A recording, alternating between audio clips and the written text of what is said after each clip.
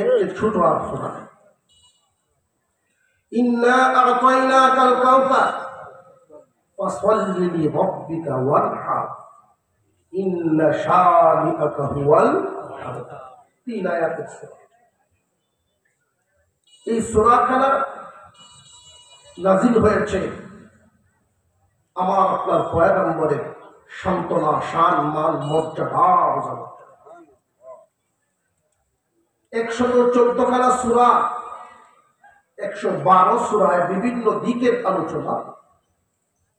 আর 2টা সূরা এমন, একটাই আল্লাহর শান, আল্লাহর মান মর্যাদা বোঝাইছেন, আর একটাই রাসূলের শান, রাসূলের মান মর্যাদা বোঝাইছেন। সূরা কাউসার নাযিল করে আল্লাহ বুঝাইলেন, দোস্ত আমার শানে যেমন সূরা ইখলাস, কুল হুয়াল্লাহ সূরা নাযিল করেছি, আপনার শানেও একখানা সূরা রেখে দিলাম, সূরা কাউসার নাযিল করেছি। এই সূরাখানা মহান আল্লাহ নাযিল করেছিলেন আমার আপনার নবীজিকে সান্ত্বনা দেওয়ার জন্য। সান্ত্বনা কখন কে কাকে দেয়? সান্ত্বনা তো তখনই দেওয়া হয় যখন মনে অশান্তি থাকে। সান্ত্বনা তো তখনই দেওয়া হয় যখন মন কষ্টে থাকে। ঠিক না ঠিক? হুজুর আকরাম সাল্লাল্লাহু আলাইহি ওয়াসাল্লামের কোন ব্যক্তিতে আল্লাহ এই সূরাটা নাযিল করেছিলেন? মক্কা নগরীতে নবীজি দ্বীনের দাওয়াত দেন, সকলেই কি গ্রহণ করেছিল? বেশিরভাগ বিরোধী, বেশিরভাগই। এমন কোন দিক নাই যেই দিকে বাধা দেয় নাই। আল্লাহ পাক রব্বুল আলামিন ঘোষণা দিয়েছেন, দোস্ত আপনার কাজ দাওয়াত দেওয়া, আর আমি আল্লাহর কাজ হেদায়েত দেওয়া। দাওয়াত পাইলেই হেদায়েত পাবে না। আল্লাহ পাক রব্বুল আলামিনের দায়িত্ব দেওয়া ঠিকমতই পালন করতেছেন নবী মুহাম্মদুর রাসূলুল্লাহ সাল্লাল্লাহু আলাইহি ওয়াসাল্লাম। মক্কার মানুষ প্রভাবশালী যারা, বেশিরভাগ চতুর্দিকে তারা বাধা প্রদান করে। বাহির এলাকার মানুষ যারা মক্কায় প্রবেশ করত, বছরে একবার বান্নি মেলার আয়োজন হতো মক্কা নগরীতে। নেতৃস্থানীয় লোক যারা আবু জেহেল, আবু লাহাব, উতবা, সাইবা, আবু সুফিয়ান, দারুন নদওয়া নামক একটা মিটিং এর ঘর তাদের, বৈঠকখানা, বিভিন্ন ধরনের আলাপ আলোচনা, সিদ্ধান্ত যেখানে নেওয়া হয়, ওইখানে বসে তারা আলোচনায় আনলো আগামী বান্নি মেলায় যে বিভিন্ন দেশের বিভিন্ন শহরের মানুষ মক্কা নগরীতে আসবে, একটা বিষয় নিয়ে খুব আমরা চিন্তিত। আমাদের মক্কার মানুষ অনেকেই কালিমা গ্রহণ করে ফেলছে, বাপ দাদার আমলের ধর্মের বিরোধিতা হচ্ছে। বহির্বিশ্বের মানুষরা এখন আসবে মক্কা নগরীতে, আব্দুল্লাহর ছেলে মুহাম্মাদের কালিমা তারাও যদি গ্রহণ করে বিভিন্ন দেশে নিয়ে যায়, তাহলে তো আমাদের সম্মান আর থাকবে না। এই মক্কা নগরীর যারা ইসলাম গ্রহণ করেছে বেশিরভাগই গরিব গুরাবা, গোলামের পুত্র গোলাম। আমাদের উপরে নেতৃস্থানীয় কোনো লোক নাই, আমাদের উপরে সিদ্ধান্ত নেওয়ার ক্ষমতা এখনো এদের নাই। কিন্তু যদি শহরের বাহিরে চলিয়া যায়, বহির্বিশ্বে এই দাওয়াত চলিয়া যায়, তাহলে আমাদের জন্য অসুবিধা হবে। কেমনে নিয়ন্ত্রণ করা যায়? সিদ্ধান্ত গ্রহণ করা হোক। তারা সিদ্ধান্ত গ্রহণ করলো, বহির্বিশ্বের মানুষেরা যেই রাস্তা দিয়ে শহরে ঢুকবে, প্রত্যেকটা রাস্তার মোড়ে মোড়ে আমাদের ছেলেদেরকে দাঁড় করাইয়া দাও। কাফেরদের ছেলেদেরকে, বিভিন্ন যুবকদেরকে দাঁড় করাইয়া দেওয়া হলো। মক্কা নগরীতে মানুষরা আইসা ঢুকে 1 মাস পর্যন্ত তারা এখানে কেউ বেচা কেনা করবে, কেউ ঘোরাফেরা করবে। 1 মাসের বাণী মেলা।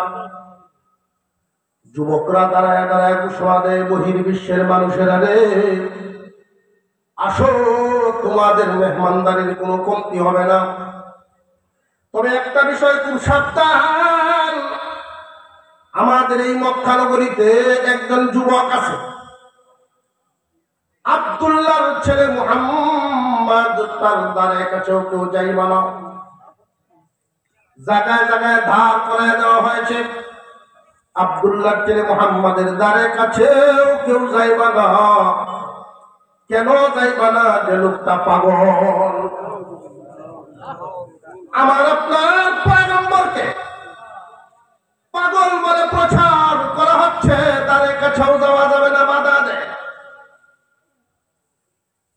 খবরটা নবীজির কান পর্যন্ত আসলো। উনি সেজদায় পড়ে কান্দেন, প্রভু, আমি ইচ্ছা করেছিলাম বান্নি মেলা উপলক্ষে বিভিন্ন দেশের মানুষ যখন একত্রিত হবে, তোমার নামের দাওয়াত সবাইকে একসাথে দিতে পারবো। ওরা আমার পাগল বলে দাওয়াতে বাধা দেয়। আল্লাহ পাক রব্বুল আলামিন জিবরাইল আমিনকে পাঠায়া সালাম জানান, মাথা উঠান, চিন্তার কারণ নাই। মানুষের মন নিয়ন্ত্রণ করেন কে? জিবরাইল আলাইহিস সালাম বলেন, পয়গম্বর, আল্লাহ বলেছেন পাগল বলাতে আপনি কষ্ট পাবেন না। ওরা যে আপনাকে পাগল বলছে, পাগল বলাই ইসলামের দাওয়াতের সাহায্য বানায় দিবে। মানুষের একটা স্বভাব হলো, যেই জিনিসে বাধা হয় ওইটার আগ্রহ আরো বাড়ে। একজন আর একজনের ভয়। মুহাম্মদকে চিনতাম না, নিষেধ করে কারণটা কি? তবে পাগল যেহেতু কয়, একলাও যাওয়া যেত না, আর না দেখতে যাইতে না। আগে যাও, 1-2 গেল, এখন দল বাঁধতে যায়। ইসলামকে আটকানোর জন্য যুগে যুগে যত বাধা আসছে, ইসলামের গতি তত বাড়ছে। ইসলামের উপমা বিভিন্ন বীজের সাথে তুলনা করেছেন আল্লাহ। একটা বীজ মাটির নিচে রাখলে এটা আরো এমন গাছ দেয়, 10টা হয়ে যায়, 20টা হয়। ইসলামকে থামানোর চেষ্টা যুগে যুগে যারা করেছে তারা হারায় গেছে, তারা থেমে গেছে। ইসলাম থামে নাই, থামবে না কিয়ামত পর্যন্ত। আল্লাহ হেফাজত। দলে দলে মানুষ নবীজির সামনে যায়, দূর থেকে চেহারা মোবারক দেখে তারা বলে, না, এমন চেহারার লোক পাগল হতে পারে না। এত সুন্দর মানুষ, লোক কাছে যায়, ওটা কথা শুনি কি বলে, কাছে গিয়ে নবীজি জবান মোবারকের কথা শুনে দলে দলে সাথে সাথে ঈমান এনেছে বহু মানুষ। তারা যত রাস্তায় বাধা দিল, সফল না বিফল? কোন লাইনে যেহেতু আটকাইতে পারে না, আর কি করব? আমার আপনার পয়গম্বরকে আল্লাহ নিয়ামত দান করেছিলেন মানুষের জন্য দুনিয়ার সুন্দর 2টা, মাল এবং আওলাদ। মাল আওলাদ দুনিয়ার সৌন্দর্য, নবীজিকেও আল্লাহ দান করেছেন। কিন্তু আমার আপনার নবীকে যে আল্লাহ আওলাদ নামক ছেলে মেয়ে দান করেছেন, মেয়েরা লম্বা হায়াত পেয়েছে, ছেলেরা পায়। ছেলেদেরকে ছোটবেলায় দুনিয়া থেকে নিয়ে গেছে। এই সুবাদে মক্কার কাফের আসিফ ইবনে ওয়াইল, নজর ইবনে হারেস, আসিফ ইবনে ওয়াইল, নজর ইবনে হারেস জুড়ে জুড়ে চিল্লায়া বলা শুরু করলো, মুহাম্মদ আবতার। নাউযুবিল্লাহ। মুহাম্মদ আবতার। আবতার শব্দটার অর্থ হলো নিঃসন্তান। আরবের প্রচলন অনুযায়ী কারোর যদি শুধু মেয়ে থাকে, ছেলে নাই, তারও আবতার বলা হতো। শুধু ছেলে আছে মেয়ে নাই, তারও আবতার বলা হতো। কোনটাই নাই, সেও আবতার। বালাকেটা উভয়টা মিললে আছে যা। তাদের প্রথা অনুযায়ী নবীজি সাল্লাল্লাহু আলাইহি ওয়াসাল্লামের যেহেতু ছেলেরা হায়াত পান না, কিন্তু জন্ম তো হয়েছে। ছেলে যদি জন্ম নেয়, ছেলে মেয়ে উভয়টাই যার হয়েছে, তাদের নিয়ম অনুযায়ী আবতার তাকে বলা যায়। আবতার হলো, আরেকটু বোঝার জন্য আমাদের আঞ্চলিক একটা শব্দ দিয়ে বোঝাই। কেউ কাউকে যদি আঘাত দিয়া কথা বলতে চায়, নিঃসন্তান মানুষটাকে কোন কথাটা বললে এই নিঃসন্তানেরই আরেকটা শব্দ আছে যেটা কলিজায় লাগে। আমাদের অঞ্চলের অনেক মানুষ একে অপরকে কষ্ট দেওয়ার জন্য বলে থাকে আত্মু। একজনের জায়গা নেই, আরেকজনের জায়গা থাকে। ভূমিহীন, গরিব, কিন্তু তাকে যদি অন্তরে আঘাত দিয়ে কেউ কথা বলতে চায়, আমাদের আঞ্চলিক ভাষায় বলে বাউলিয়া। বাউলিয়া কইলে এই লোকটায় কষ্টটা কি কম পায় না অনেক বেশি? আক্কুর কইলে লোকটায় কি কষ্টটা কম পায় না বেশি পায়? একজন মানুষের একটা ঠেক বাড়ি, এই মানুষরাও আঘাত দেওয়ার জন্য ল্যাংড়া করে। একজনের একটা চোখ সমস্যা, তারে আঘাত দেওয়ার জন্য কানা করে।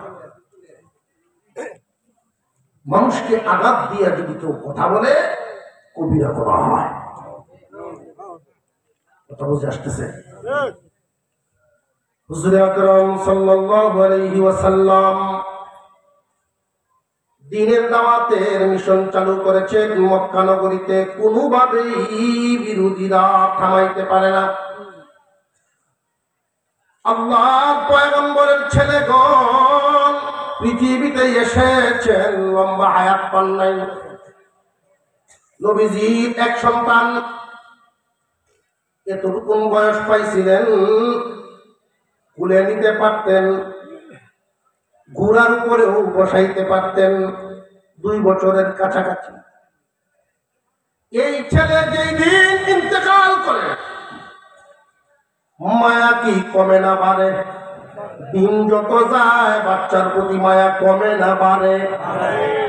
খেয়াল করে দেখবেন, প্রথম দিন বাচ্চা যার হয়, মহিলারা যখন বাপের তুলো দিতে চাইছিল, সে পায় না,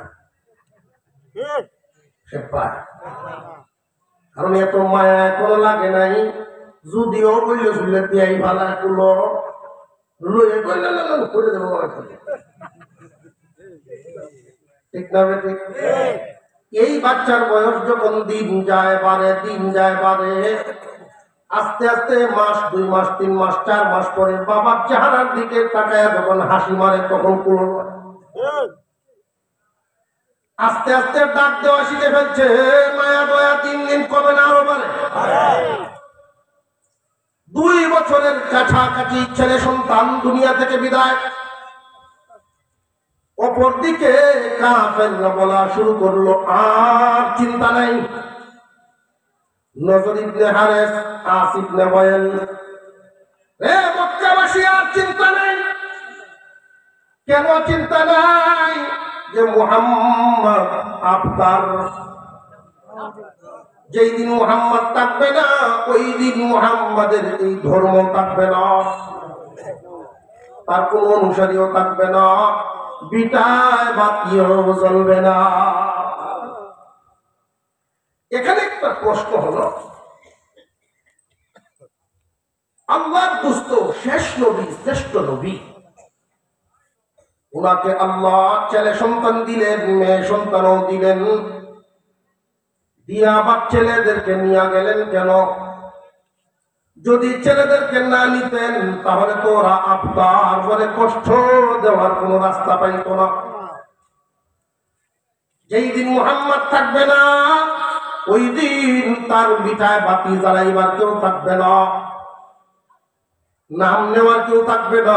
মুহাম্মদকে কবরে কে নামাবে? আল্লাহ পাক রব্বুল আলামিনের পয়গম্বর যখন শুনলেন আকুল আব্দার এতটা কষ্ট পান নাই, যখন শুনলেন ইসলাম থাকবে না, যে ইসলামের জন্য তায়েফে রক্ত জড়াইছে, সেজদায় পরে কান্না শুরু করে দিলেন। আল্লাহ, সত্যি কি আমি যেই দিন থাকবো না ইসলাম থাকবে না? আমি যেই দিন থাকবো না আমার নাম নিশানা নাকি থাকবে না? সমাজের কথা অনুযায়ী মানুষের নাম টিকে থাকে তুলনামূলক ভাবে মেয়েদের চাইতে ছেলেদের দ্বারায়। কোন দরবারও বইল যে এটা কার ঘরের এই ছেলেটা কার, তার বাপ নাম কি, এটা কার ভূত, তখন এই ছেলের দ্বারায় বাপের নাম, যদি বাচ্চার নাও থাকে তবু বাপের নামটাই। এটা স্বাভাবিক সমাজের নিয়ম। যেই দিন আমি মুহাম্মদ থাকবো না এই দিন আমার নাম দুনিয়ায় আসলে কি থাকবে কিনা? আল্লাহ পাক রব্বুল আলামিন এদের এই সমস্ত কথা নবীজির মনের যন্ত্রণা দূর করার জন্য সূরা কাউসার নাযিল করে। ইন্না আ'তাইনাকাল কাউসার, ও দোস্ত আমার, আপনাকে কাউসার নামক নিয়ামত দান করলাম। কি দান করলেন? কাউসার নামক নিয়ামত। কাউসার নামক নিয়ামতটা কি ওটা বুঝার আগে আমরা প্রথমে বুঝি যে আল্লাহ মেয়েদেরকে হায়াত দিলেন, ছেলেদেরকে নিয়ে গেলেন কেন? অন্যান্য নবীগণের তো ছেলেরা ছিল, তাহলে কি অন্য নবীদের চাইতে আমাদের নবীর মর্যাদা তুলনামূলক ভাবে অন্যান্য নবীদের চাইতে আমাদের নবীর মর্যাদা, আল্লাহর প্রিয়, আল্লাহর মহব্বত কম ছিল নাকি? না না, কমের কারণে না। মহান আল্লাহ মেয়েদেরকে রেখা ছেলেদেরকে কেন নিয়ে গেলেন এটার একটা কারণ জিবরাইল আমিন আসছেন। ও পয়গম্বর, কষ্ট নেবেন না, আল্লাহ সান্ত্বনা দেওয়ার জন্য আপনাকে নিয়ামত দিয়েছেন। কাউসার নামক নিয়ামত গ্রহণ করেন। ছেলেদেরকে নিয়ে গেলেন, কারণ কি জানেননি? ছেলেও দিয়েছেন, মেয়েও দিয়েছেন। ছেলে মেয়ে উভয়টা দিয়েছেন যেন মক্কার মানুষ আটকুর বলে ডাকতে না পারে। আটকুর নাম দূর করার জন্য মহান আল্লাহ ছেলেও দিলেন, মেয়েও দিলেন। আর নিয়ে গেলেন ছেলেদেরকে কেন জানেননি? দুনিয়ার জমিনে ইহুদি এবং খ্রিস্টানরা তো আছে না নাই? আমাদের পয়গম্বরের মান মর্যাদা সমস্ত নবীগণের চাইতে শ্রেষ্ঠ, এতে কোনো সন্দেহ নাই। কিন্তু ইহুদি খ্রিস্টানরা এটার দলিল বানাইব আপনার ছেলেদেরকে নিয়ে যাওয়ার কারণটা শুনেন। মহান আল্লাহ আপনার ছেলেদেরকে দুনিয়াতে পাঠাইছেন আটকুর নাম দূর করার জন্য, কেউ যেন আটকুর বলে কষ্ট দিবার না পারে। তাহলে দিল যে দেওয়াতে তো এটা দেওয়া হয় না। তাদের আইন অনুযায়ী যার ছেলেও হয় মেয়েও হয় সে আটকুর হয় না। তাদের আইন অনুযায়ী আটকুর হয়। আটকুর কেনটা হয়? মনের জ্বালা, মনের একটা জ্বালাটা হয়। কেউ যদি কারো প্রতিপক্ষ হয়, একজনের সাথে আরেকজনের সম্পর্ক ভালো না, খবর হইল তার ছেলে মেট্রিক পাস করেছে, পাস করুন, আয়ে ভর্তি হল না, কেন কয়? মনের জ্বালা। দেখা যায় আইও ভর্তি হয়েছে, বড় বালা করতেছে, খবর পাইছে আইও পাস করেছে, পাস করলাম, ডিগ্রি দিতে তো না, পিছিয়ে থাকতে তা হইল মনের জ্বালা। বিয়েও পাস করছে, লেখাপড়া যতই করুক চাকরি হইতো না। আশ্চর্য ব্যাপার, চাকরি হইতো না, চাকরিও হয়ে আছে। কি থাকুক চাকরি করুক, বেতন পাইতো না। চাকরি করলে কেউ বেতন না পায়, এরা বলে মনের জ্বালা। নবী মুহাম্মদ রাসূলুল্লাহ সাল্লাল্লাহু আলাইহি ওয়াসাল্লাম আত্মুর ছিলেন না, আত্মার নাম, এই নাম দূর করার জন্য আল্লাহ মেয়ে দিয়েছেন, ছেলেও দিয়েছেন। নিয়ে গেলেন কেন? দুইটা কারণ। এক নম্বর কারণ হলো বনি ইসরাঈলের নবীগণ, খেয়াল করেন ইতিহাস, ইব্রাহিম আলাইহিস সালাম নিজে পয়গম্বর, উনার ছেলে ইসহাক, ইসমাইল দুজন পয়গম্বর। বয়স যখন 40 হয়েছে, আল্লাহ তাদেরকেও নবুয়তি দিয়েছে। ইয়াকুব আলাইহিস সালাম পয়গম্বর, উনার ছেলে ইউসুফ আলাইহিস সালাম বয়স যখন 40 হইল, উনিও নবুয়তি পাইল। দাউদ আলাইহিস সালাম আল্লাহর পয়গম্বর, উনার ছেলে সুলাইমান আলাইহিস সালাম 40-এ পৌঁছলেন, নবুয়তি পাইলেন। কিন্তু আমার আপনার নবীর ব্যাপারে তো ভিন্ন ঘোষণা। উনি শেষ নবী এবং শ্রেষ্ঠ নবী। শ্রেষ্ঠ নবী, শেষ নবী যিনি হবেন, উনার বৈশিষ্ট্য আল্লাহ কোরআনে উল্লেখ করে দিয়েছেন। মা কানা মুহাম্মাদুন আবা আহাদিন মির রিজালিকুম ওয়ালাকিন রাসূলুল্লাহি ওয়া খাতামান নাবিয়্যিন।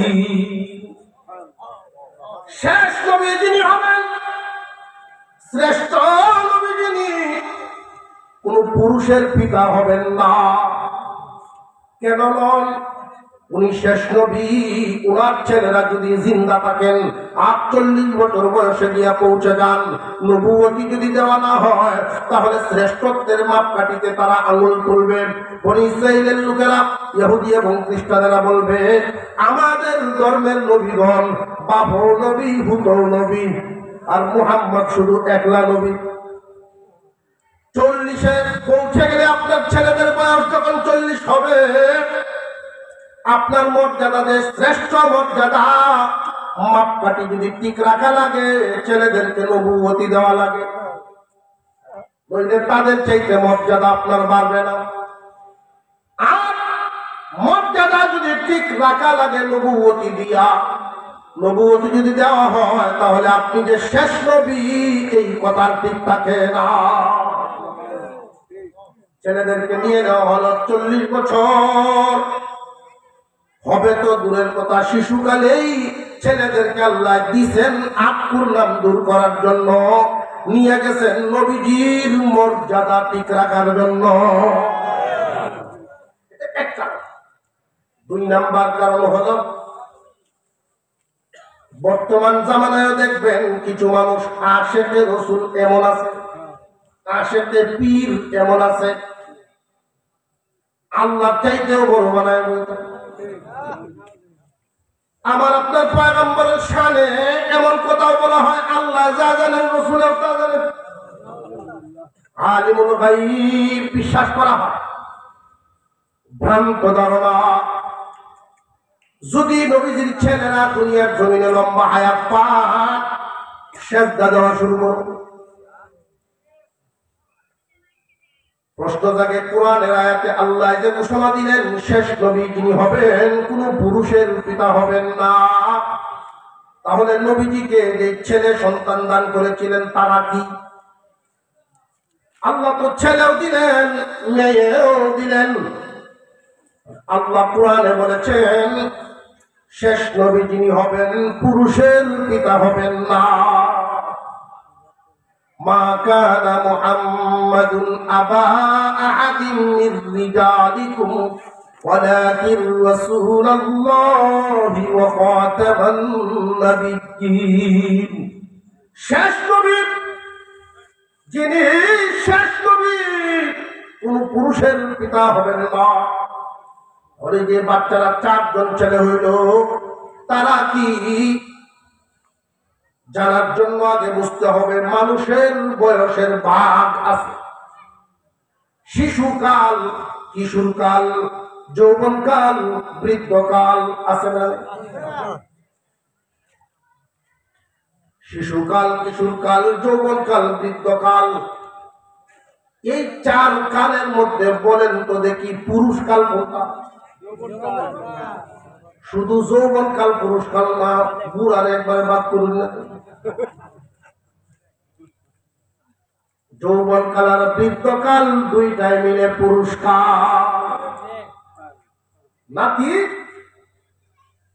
দাদার সামনে গেছে, দাদা এক গ্লাস পানি আনবে, পানি চিরা সে আমার জান বের পানি আনবে করছে কি গ্লাসও আছে, জগ হয়ে আছে বুঝি। ছোট বাচ্চার এই কাম দেখিয়া দাদা একটা হচ্ছে তাহা দিছে, দেখো বাচ্চাদের একটা বেড়া হইবে, বয়স 3 বছর। দাদাই দেখো বেড়া হইবে, বোঝা গেল বেড়া হলো হইছে না। বেড়া হইবে কোন দিন? বালেগ হইবে যেদিন। বালেগ হওয়ার পর্যন্ত পুরুষ বলা সহি না। বুঝে আসতেছে? আল্লাহ যে ঘোষণা দিলেন আমার দোস্ত শেষ নবী, শ্রেষ্ঠ নবী, পুরুষের পিতা হবেন না। ছেলে সন্তান দিয়েছেন আকুর নাম দূর করার জন্য, দুনিয়া থেকে আগে নিয়ে গেছেন মর্যাদার মাপকাঠি ঠিক রাখার জন্য। যে আকুর বলে অপপ্রচার চালায়, কষ্ট দেওয়ার জন্য আকুর বলে। নবীজি তো কষ্ট পান না, কারণ ওদের আকুর বলাই সহি না। কষ্ট পাইছেন তখন মুহাম্মাদের নাম থাকবে না বলছে যখন। এটা যৌক্তিক সমাজে আসলে থাকে না। ছেলে যদি না থাকে, বাপের নাম না থাকাটাই তো স্বাভাবিক। মুহাম্মদ যে ইসলাম প্রতিষ্ঠিত করতেছে, যেই দিন মুহাম্মদ থাকবে না, ইসলামও থাকবে না, এই কথায় আঘাত পেয়ে তিনি সেজদায় পড়ে কান্দেন। আল্লাহ রাব্বুল আলামিন তখন সূরাতুল কাউসার দিয়া জিবরাইল আমিনকে পাঠাইয়া সান্ত্বনা দিলেন, ইন্না আ'তাইনাকাল কাউসার ফাসাল্লি লিরাব্বিকা ওয়ানহার ইন্না শানিআকা হুয়াল আবতার। ও দোস্ত আমার, আপনাকে আমি কাউসার নামক নিয়ামত দিলাম। মা মানাল কাউসার? কাউসার অর্থ কি? তাফসীরের কিতাবে উল্লেখ করা হয় খায়রে কাসীর। কাউসারের অর্থ অধিক কল্যাণ। কি পরিমাণ কল্যাণ, যে এই পরিমাণ কল্যাণ, এত পরিমাণ নিয়ামত আল্লাহ নবী মুহাম্মদকে দান করেছেন, যে নিয়ামত অন্য কোন নবীকে আল্লাহ দেন নাই। এমন এমন কিছু নিয়ামত দান করেছে যে নিয়ামত আর কোন নবীর নেই। কাউসারের ব্যাখ্যা করেছেন মুফাসসিরিনে কেরাম, ইন্না আ'তাইনাকাল কাউসার। দোস্ত আপনার নাম থাকবে না, তারা যে বলতেছে আর আপনি কষ্ট পাইতেছেন। আমি আল্লাহ কাউসার নামক নিয়ামত দিয়া আপনাকে বুঝাইয়া দিলাম, আপনার নাম থাকবে, আপনার নাম থাকবে। দুনিয়ার জমিনে সন্তান হয় 2 ধরনের, একটা হলো জিসমানি সন্তান আর একটা হয় রুহানি সন্তান। একটা হলো জিসমানি সন্তান আর একটা হলো রুহানি সন্তান। আপনার নাম নেওয়ার মতো লোক, আপনার নাম নেওয়ার মতো মানুষ আমি এমন ব্যবস্থাই আমি আল্লাহ করিয়া দিব। তারা বলছে আপনি থাকবেন না, মুহাম্মদ নামটাও থাকবে না। আমি আল্লাহ ঘোষণা দিলাম, ওয়া রাফা'না লাকা যিকরা। ও দোস্ত আমার, আপনার নাম সমুন্নত করার দায়িত্ব আমি আল্লাহ নিলাম। তামাম পৃথিবীর সমস্ত বাতাসকে পরীক্ষা করা হয়, বিজ্ঞানীরা বাতাসকে পরীক্ষা করে তারা রিপোর্ট পেশ করেছে, আমরা দৈনিক যা কথা বলি সব বাতাসে মিশে যায়। পরীক্ষা করে তারা দেখতে পেয়েছে তামাম পৃথিবী বাতাসের মধ্যে যত শব্দ মিশ্রিত আছে সবচেয়ে বেশি পাওয়া যায় আল্লাহ, এরপরেই পাওয়া যায় মুহাম্মদ। এত বেশি ব্যবহৃত আর কোন শব্দ হয় না আল্লাহর পরে মুহাম্মাদের নাম। কেমনে এত বেশি? আল্লাহ পাক রব্বুল আলামিন এমন ব্যবস্থাই করে দিয়েছেন, যেমন এই করিমগঞ্জে যদি জোহরের আজান হয়, এই জোহরের আজানটা আবার নীলফামারী ওই উত্তর সাইডের পশ্চিম সাইডে যাবেন, সময়ের বেশ কম আছে না নাই? সৌদি আরবে প্রায় 2 ঘন্টার বেশ কম, 3 ঘন্টার বেশ কম সৌদিতে, ওমানে 2 ঘন্টার বেশ কম, ইন্ডিয়াতে যান কোন জায়গায় আধা ঘন্টা, কোন জায়গায় 1 ঘন্টার বেশ কম, অর্থাৎ 24টা ঘন্টার ভিতরে এমন কোন সময় নেই যেই সময়ে আজান নাই। তামাম পৃথিবীর জরিপে এমন কোন সময় নেই যেই সময়ে আজান নাই, আর এমন কোন আজান নাই যেই আজানে মুহাম্মাদের নাম না। ورفعنا لك ذكرك, ও দোস্ত আপনার নাম টিকায় রাখা আমি আল্লাহ দায়িত্ব নিলাম।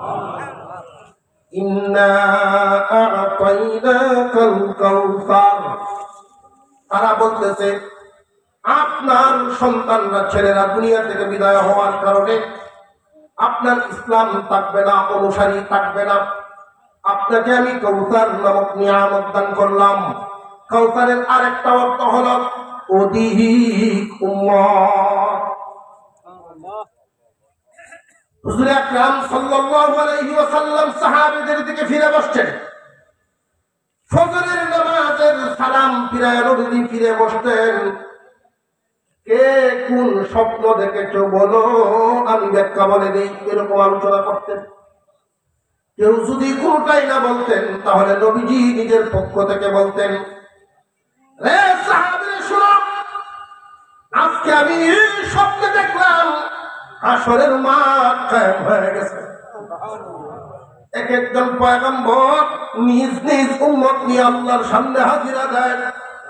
কোন নবী 3 জন উম্মত নিয়ে যান, কোন নবী 10 জন উম্মত নিয়ে যান, কোন পয়গম্বর 70 জন, 80 জন, 100 জন এইভাবে নিয়ে যান। যার যার উম্মত নিয়ে আল্লাহর দরবারে হাজিরা দেওয়ার জন্য লাইন ধরেছেন। হঠাৎ করে আমি তাকায় দেখি লক্ষ লক্ষ মানুষ নিয়ে একজন পয়গম্বর আসতেছেন আল্লাহর সাথে সাক্ষাতের জন্য। আমি জিজ্ঞাসা করলাম, প্রভু গো, উনি কে? এত উম্মতের মালিক। আল্লাহ জানায় দিলেন, দোস্ত উনি আমার পয়গম্বর মুসা কালিমুল্লাহ 6 লক্ষ উম্মত নিয়ে সাক্ষাতের জন্য আসতেছে। আয় আল্লাহ, তাহলে কি উনার আমার চাইতে উম্মত বেশি নাকি? মুসা পয়গম্বর কি আমার চাইতে উম্মত বেশি পাইছে? আল্লাহ পাক রব্বুল আলামিন বলেন, দোস্ত আপনি মাথা উঠান, উপরের দিকে আপনি একবার তাকান, উপরের দিকে তাকায়া দেখি আসমান ভর্তি শুধু মাথা দেখা না। ও পয়গম্বর, আপনি আবার ডান দিকে মাথা ঘুরান। আমি নামাজে সালাম ফিরানোর মতো ডান দিকে মাথা ঘুরাইলাম, ডান দিকে মাথাটা ঘুরাইয়া দেখি আসমান পর্যন্ত শুধু মাথা দেখা যায়। বাম দিকে ঘুরাইলাম, বাম দিকেও অনুরূপ মাথা দেখা যায়। আল্লাহ জানায় দিলেন, দোস্ত ওই যে দেখলেন অসংখ্য গণিত সব হলো আপনার উম্মত। সমস্ত নবীগণ মিলে যেই পরিমাণ উম্মতের মালিক, একা মুহাম্মদ এর চাইতে বহু গুণ বেশি উম্মতের মালিক। ইন্না আ'তাইনাকাল কাউসার, দোস্ত আমি আপনাকে কাউসার নামক নিয়ামত দিলাম। কাউসারের আরেকটা অর্থ হলো আল্লাহ যে নিয়ামত গুলো দিলেন তো কাউসার। কাউসার দিয়ে কি বুঝাইলেন? ও দোস্ত আপনাকে আমি যদিও যদিও ছেলে সন্তান দিলাম, জিসমানি সন্তান দিয়া নিয়ে গেলাম মর্যাদা ঠিক রাখার জন্য, কিন্তু আপনার রুহানি সন্তান এমন আমি দান করব, দুনিয়ার জমিনে বাবার অস্তিত্ব টিকায় রাখার জন্য সন্তানরা চেষ্টা করে।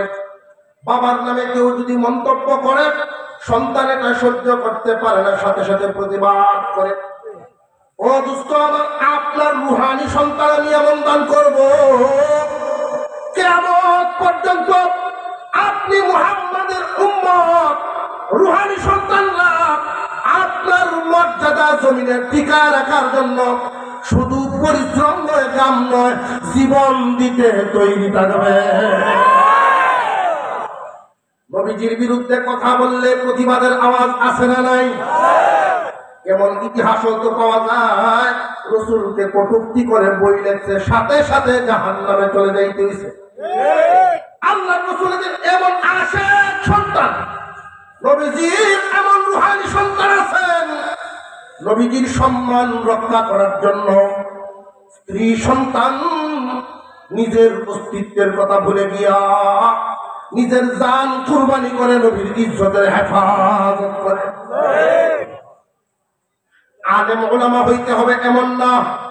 আমরা দেখেছি গার্মেন্টসে চাকরি করে স্কুল পড়ুয়া সন্তান, স্কুলে পড়ে, কলেজে পড়ে, ভার্সিটিতে পড়ে, কিন্তু নবীজির বিরুদ্ধে কথা হইলে তারা চুপ থাকে না, ময়দানে নামিয়ে যায়। আল্লাহ জানাইছেন, দুস্থ আপনার এমন রূহানি সন্তানরা আসবে, কিয়ামত পর্যন্ত আপনার ইজ্জতের পাহাড় তারা করবে।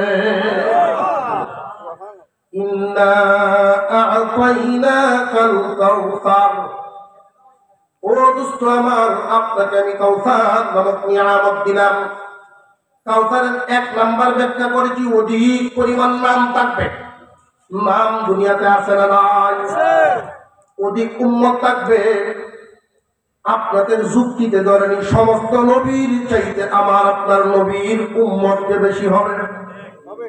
ওই দিনই আল্লাহ রাসূল বলেছিলেন, সাহাবীরা শুনো, আমার উম্মতেরা যেন বিয়ে শাদী করার ক্ষেত্রে মনে রাখে, এমন নারী বিয়ে করা যেই নারীর বাচ্চা বেশি হয়, এমন মহিলাদেরকে তোমরা বিয়ে করবা, সংসার করবা যেন সন্তানাদি বেশি হয়, কারণ তোমাদের সন্তান বেশি হইলে আমার উম্মত বেশি হবে, অন্যান্য নবীদের সামনে আমি ফখর করব।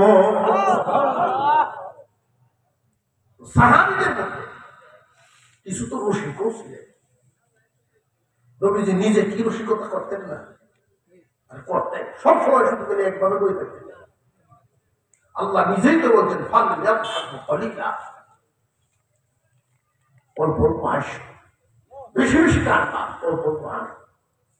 একেবারেই যদি কান্না মুখ্য হয়ে বই থাকে, ভোর বাড়িতে লোক তো যাওয়াই পছন্দ করতো না। নবীজি নিজে হযরত আলী রাদিয়াল্লাহু আনহুর সাথে শ্বশুর জামাই, কি শ্বশুর জামাই এক দস্তরখানে বসে নাস্তা করতেছে। আমরা যে হুর জামাইটা সামনে দেখে পাওয়া করে যায়, আর চোখের সামনে তো যায়, এক কালো আর ময়লা পুরুষ এক দস্তরখানে বসে খানা খেতে। তো খেজুর খাচ্ছে, নবীজি করেন কি, খেজুর খাইয়া হযরত আলীর সামনে দেন, একটা যদি উনি সামনে তো আর একটা আলীর সামনে দেন। খাওয়া শেষের দিকে আল্লাহ রাসূল বলেন, প্রত্যেকের সামনের খেজুর বেশি বলা হবে, এরপরে বোঝা যাইব কে বেশি খাইছে কে কম। অর্থাৎ জামাই বেশি খাইছে বোঝাচ্ছে। বলা হইল হযরত আলীর সামনে বেশি। হযরত আলী বলে, উনি তো বুঝতে পারছেন, উনি বলতেছেন যে কেউ যদি বেশি সহ খেয়ে থাকে তাহলে তো কম হইব। আল্লাহ রাসূল সাল্লাল্লাহু আলাইহি ওয়াসাল্লাম মুস্কি হাসলেন, মজা করছেন না। রাসূল যখন এই কথা বলছেন, এক সাহাবী বলেন, ইয়া রাসূলুল্লাহ, বিয়ে করার আগে বুঝবো কেমনে কোন নারীর সন্তান বেশি হইব, কোনটা কম হইব? এমন নারী দেখে বিয়ে করতাম যে আওলাদ বেশি দেয়। আল্লাহ রাসূল বলেন তোমরা যে বাজারে যাও উট কিনতে, ওইখানে গিয়ে তো তোমরা বুঝতে পারো। আমরা যে গরু কিনতে যাই, বছর কিনতে গরু আছে না, বছর বছর দেখ, এটি যেমন কদর গাভীটা দেখলে তো বোঝা যাবে বছর দেখো। এমন পরিবারেই বিয়ে করো যেই মেয়ের সাথে বিয়ের সম্বন্ধ করতে চাই, বাপ দেখো তারা ভাই বোন কয়জন, মামা হোক কালা শাশুড়ি কয়জন, সিরিয়াল হইতে দেখো তোমার শাশুড়ি কয়জন সন্তান দিছে, নানি হইলে কয়জন সন্তান দিছে।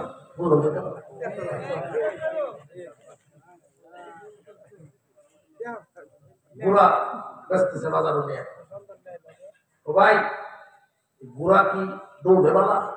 হ্যাঁ, এই ঘোড়া আমি বেশি দৌড়িছে না, এদের ব্যাপারে মন্তব্য আমি করতে পারতাম না। তবে একটা দোষ থাকতে পারে। কেন? কেমন দোষ? এই ঘোড়ার যে নানি আছে, ঘোড়ার নানি আছে না, ঘোড়ার নানি পানিতে বেশি হতো। আমি তো আর এটা চালাইছি না, আপনি চালাই দেখতে পারেন। এই জন্য সিরিয়াল সিঁড়ি দেখা লাগে। আজকালকার অবস্থা হচ্ছে এমন, পুঁতে বিয়া ঠিক করিয়া এবার হইল না। যুবকদেরকে আমি বলি, শোনো, তোমার মা তোমার বাবা শত্রু মা, তোমার জন্য একটা খারাপ মেয়ে আনবে এটা ভাবতো না। তোমার পছন্দ হবে না এমন মানুষ আনবে না।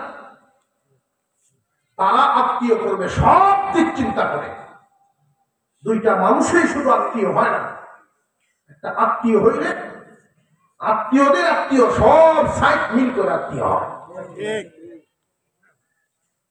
তোমার আব্বা আম্মা যদি পছন্দ করে এইটা দেয়, এটা লইয়া জীবন কাটায় দেখো, আগের মানুষরা সুখেই জীবন কাটাইছে এই নীতি মানার কারণে। আর এখনকার সময় তুমি একা মন চাটি ঘোরা দৌড়ানোর কারণে ডিভোর্সের হার, তালাকের হার দিন দিন অশান্তি শুধু বাড়তে আছে। একটা কথা না বললেই না, স্মরণ হয়ে গেছে জন্য বলে দিচ্ছি, এই জাতীয় কেস মামলা জানি হয়, অঘটন করতে যায় না, পাড়া মহল্লার বলে মায় মাতা বড়রা মিলিয়া বাউসা করে দেবে। এই বাউসাও করার দিয়া দেখছি ছেলের বাবা জানছে তোমার ভূতে যেই কাম করলো, ভূতেই কাম করছে, মেয়ের ঘরে উঠায়। যদি দেখা যায় এই মেয়েটাকে জোরে ধরে অপহরণ করে নিয়ে গেছে, তার শাস্তি হবে একরকম। আর যদি দুজন মিলিয়ে থাকে, তাহলে ছেলের বাপরে আইন নিয়ে দেখা গেছে এমন বিচার হয়, বাস করা ক্ষেত্রে থেকে 10 লাখ টাকা বিল, এই 10 লাখ টাকা দেন মহ পাঁচ কাটা খেয়ে আপনারা হলো বাড়ি ভেতরে দেবো। বিচার যে শুরু হয়েছে, পরের দিন স্কুলে তার সাথী মেয়েরা কি করবো, দূর আমরাও তাই বলি, আমরা এবার আছে বুঝে আসতেছে আপনাদের। আমি কয়েকজনের সামনে এই কথাটা বলেছি, বিচার যদি এভাবে হয়, এই অন্যায়টাকে প্রমোট করা হয়, এই অন্যায়টাকে আরো প্রশ্রয় দেওয়া হয়, এটা যদি বন্ধ করতে হয় তাহলে এমন ভাবে রায় দিবে অন্য একটা মেয়ে যেন এই কাজ করার সাহসী পায় না।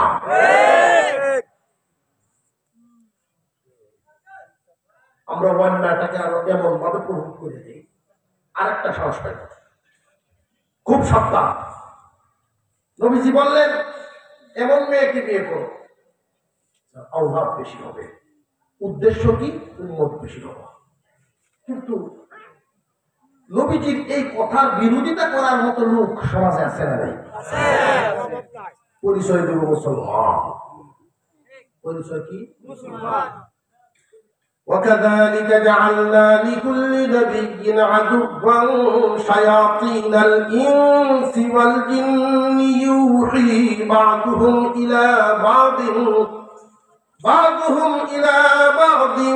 زخرف القول غرورا।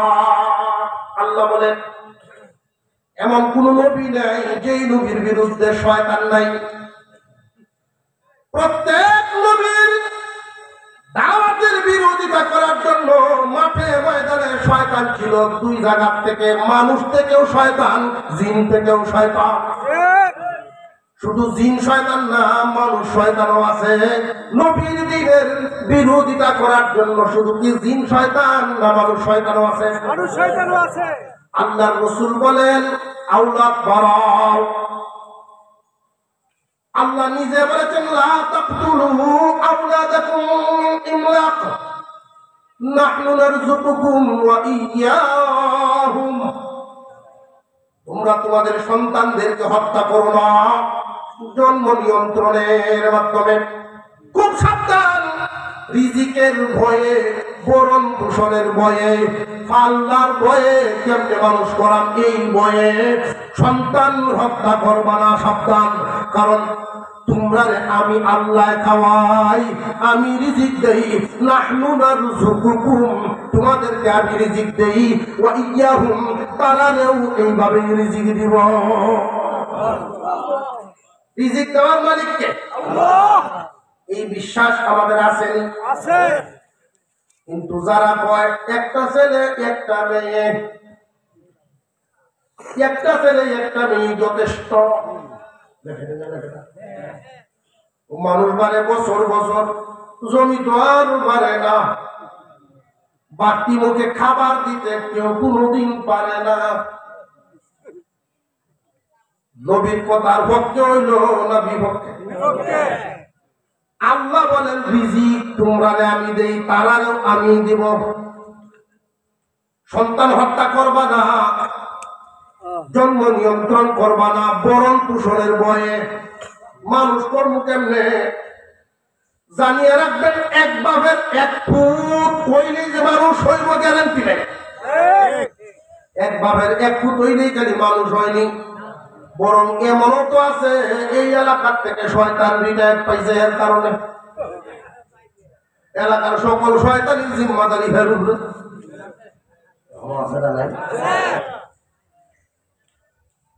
সৎ পথে চলার কারণে গরিব মানুষ মুঠা ভাতে মুঠা কাপড়ে দিন যাপন করেছে।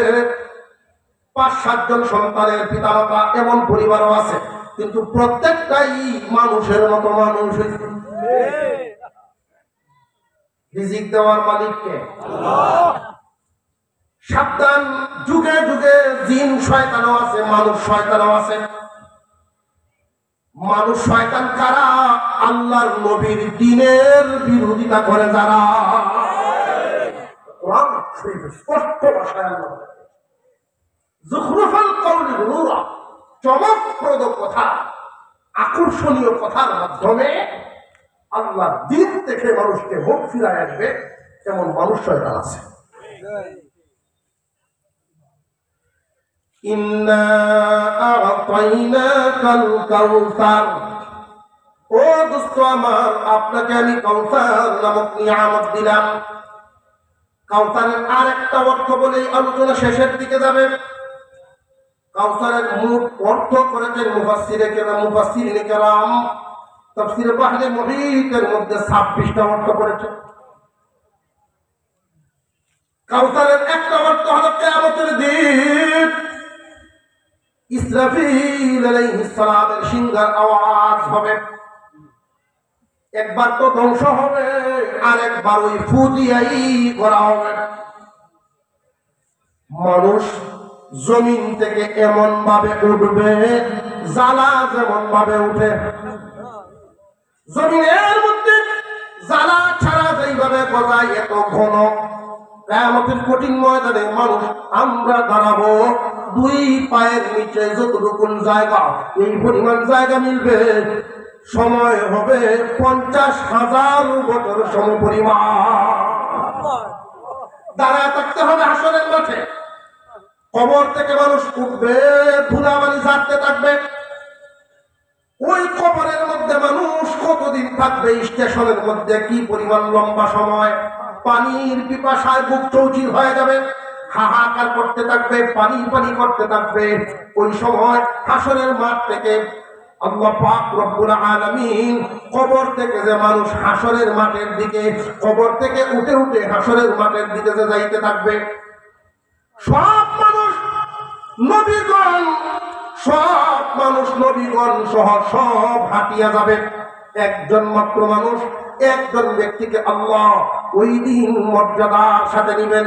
আমার আপনার পয়গম্বরকে আল্লাহ বলেন, ইন্না আ'তাইনাকাল কাউসার, দোস্ত আপনাকে আমি কাউসার নামক নিয়ামত দিলাম।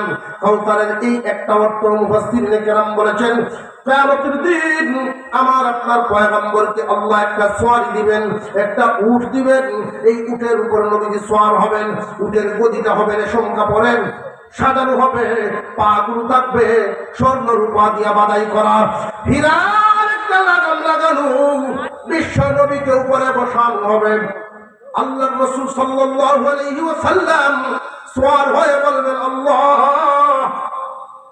আমার এই উটকে ধরে ধরে সামনে নিবেন। আল্লাহ বলবেন, আপনার একজন সাহাবীকে বলেন। আল্লাহ পাক রব্বুল আলামিন আমার আপনার পয়গম্বরকে বলবেন একজন সাহাবীর কথা। আল্লাহর রাসূল সব সাহাবীদের দিকে তাকাইয়া দেখবেন প্রত্যেকেই কুরবানিওয়ালা। আয় আল্লাহ, আপনি এই নিয়ামত দিয়েছেন সওয়ারি, সুতরাং আপনি বলিয়া দেন আমার উটের লাগাম কে আজকে ধরবে। আল্লাহ ওই দিন কুদরতি জবানে ডাক দিবেন, বেলাল আসো, লাগাম ধরো, পয়গম্বরকে সামনে না। মানুষের হাহাকার অবস্থা পানি পানি করবে। মুহূর্তের মধ্যে পয়গম্বরকে আল্লাহ দিবেন হাউজের কাউসারের পানিটা। হাদিসের কিতাবের মধ্যে উল্লেখ করা হয়, তিনটা গুণ থাকবে। দেখতে হবে দুধের চাইতেও সাদা, খাইতে হবে মধুর চাইতে মিষ্টি, গ্রান হবে মেশকে আম্বরের চাইতেও আরো বেশি। এক গ্লাস পানি যদি ওই দিন কেউ পান করতে পারে, জান্নাতে ঢোকার আগ পর্যন্ত পানির পিপাসা লাগবে না। ওই দিন পানি পান করার জন্য আল্লাহ রাসূল ডাকবেন কিছু মানুষকে। হাদিসের ব্যাখ্যায় মুহাদ্দিসিনে কেরাম বলেন, কোন হাদিস?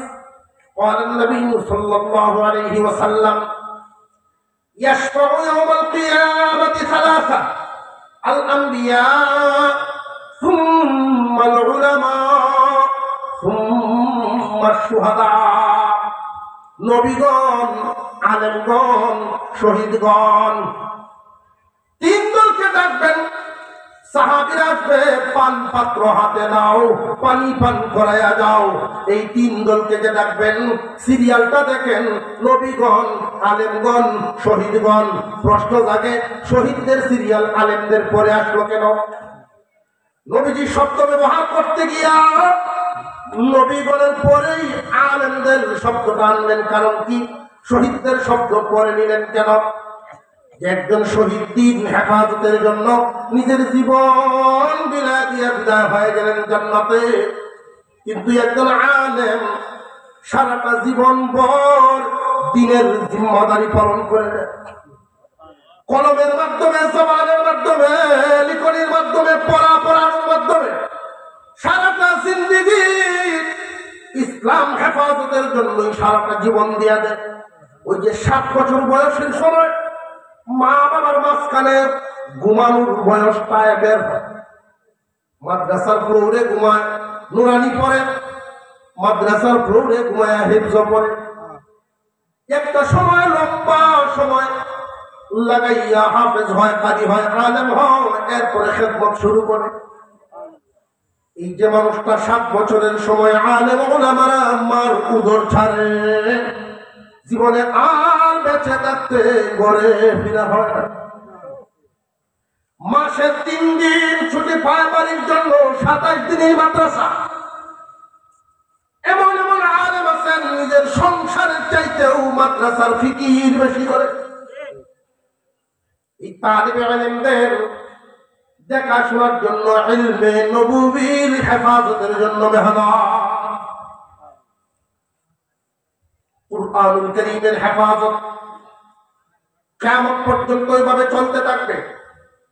একদল মানুষ কোরআন পড়াইবে আর একদলে পড়বে, আর একদল মানুষ জমিনে এমন থাকে হাসরের মাঠে ওরা কোরআনের সুপারিশ পাবে। পড়াইয়া পড়িয়া আরেক দল আছে পড়াও না, এরপরেও সুপারিশ পাবে। কারণ কি? যে কারণ হলো কুরআনুল কারীম পড়ানোর জন্য সব সময় সহযোগিতার হাত বাড়ায় রাখে, সব সময় সাহায্যের হাত বাড়ায় রাখে। লজিং অনেকের বাড়িতে আছে না নাই? একমাত্র আল্লাহকে খুশি করার জন্য লজিং রাখে। উদ্দেশ্য একটাই, এই উসিলায় আল্লাহ আমার চালাইতো হাসরের মাঠে নাজাত দিচ্ছে। মাদ্রাসাগুলো চলতেছে, কেউ না কেউ সহযোগিতা করতেছে। সবার মাল আল্লাহ সব জায়গায় লাগায় না। এটি খোলার ইট আল্লাহর ঘর মসজিদও হয়, আবার বাথরুমও হয়। বান্দার পয়সা সবার আছে, সবাই সব জায়গায় লাগায় না। জিন্দিগি যতদিন থাকবে, যতদিন বেঁচে থাকবেন, কোনো না কোনো ভাবে যদি দেখেন দিনের একটু ফায়দা হয়, কোরআনের একটু খেদমত হয়, এই গোলামির সাথে সারাটা জীবন লাগায় রাখবে। সবসময় তো এক হালতে মানুষের জীবন যায়। আল্লাহ কখনো সম্পদ দেন বাড়ান না, যখন সম্পদ থাকে কাজে লাগায় দেবেন। 10 আনা জমিন কেউ থাকতে পারে, এটা সাথে যাবে না, কিন্তু এক কাটা যদি মাদ্রাসা দেয় না, এটা সাথে যাবে। আপনাদের এই মাদ্রাসা 35তম মতে এলাকার মানুষগুলো যারা মাদ্রাসা করেছিলেন অনেকেই নেই। আমরা এখানে যারা আছি, আপনারা এই এলাকার যারা আছেন, অনেকের বাপ দাদার সম্পর্ক প্রতিষ্ঠা হয়েছে, পারিবারিক সম্পর্ক। হয়তো আপনাদের ঘরে মাদ্রাসার ছাত্র লাইতে যাইতে বাড়িতে যাইতে হয়, সেই সম্পর্কের মানুষগুলো আজকে খবরে সদকায়ে জারিয়া চালু